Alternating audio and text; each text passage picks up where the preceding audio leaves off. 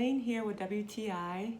I have just used my Everything Bagel seasoning to make my breakfast and it is delicious. First of all, just a little goes a long way.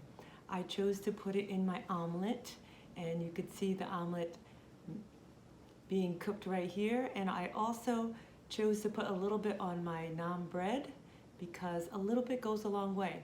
So whether you're making breakfast, whether you're making dinner and you want to spice up your vegetables, or if you want to just do a different type of seasoning on your different meats in your different meals as far as dinners going, you can use this Everything Bagel seasoning any place. So I would suggest you get a few for your family and stock your shelf up because you're going to use it in many different ways.